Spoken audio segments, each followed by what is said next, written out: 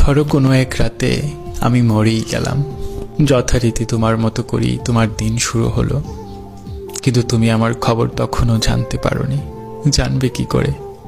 বরাবরের মতোই আমাদের মনোমালিন্য চলছিল। সকালবেলা কেউ টেরই পেল না আমি নেই। সবাই ভাবলো রাত জেগেছে হয়তো, ঘুমাক আর একটু।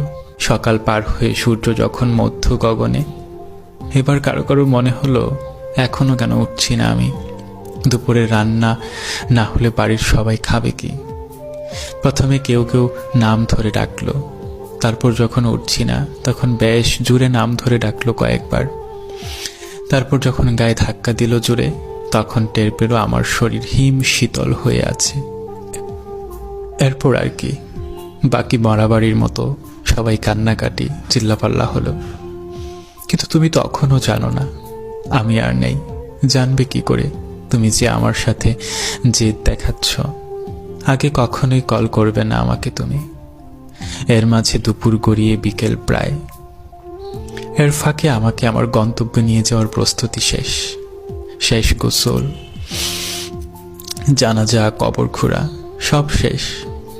কিন্তু তুমি তখনও জানো না আমার নতুন ঘরে আমাকে নিয়ে যাচ্ছে সবাই। বাদ আসর আমাকে সবাই আমার নতুন ঠিকানায় রেখে এলো। এরপর হলো সন্ধ্যা, তবু তোমার থেকে শুভ সন্ধ্যা তোমাকে এই মেসেজটুকু আর এলো না। আসবে কি করে? আগে মেসেজ দিলে যে তুমি আমার সাথে করা তোমার প্রতিযোগিতায় হেরে যাবে। সন্ধ্যা পার হয়ে রাত হলো, তুমি রাতের খাবার একাই খেয়ে নিলে। অনেক সময় ভিডিও দেখলে, তারপর ফেসবুকে আসলে, কি মনে করে আমার ইনবক্সে আসলে। এসে দেখলে আমি আরো 22 ঘন্টা আগে অ্যাক্টিভ ছিলাম। একটু আশ্চর্য হলে,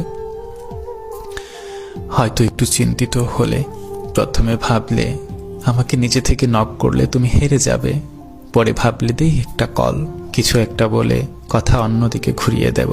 কল করলে আমার নাম্বার বন্ধ, আবার করলে, আবার অনেকবার চেষ্টা করলে, বেশ কয়েকবার করলে, কিন্তু নাম্বার বন্ধ দেখাচ্ছে।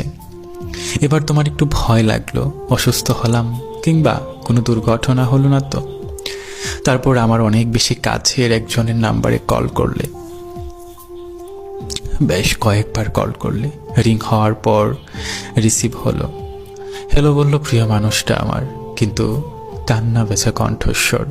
তুমি একটু জুড়ে বললে কি হয়েছে, আমাকে খুঁজলে। ওপাশ থেকে জানিয়ে দেয়া হলো আমি আর নেই এই পৃথিবীতে। রাতে ঘুমানোর পর আর উঠিনি।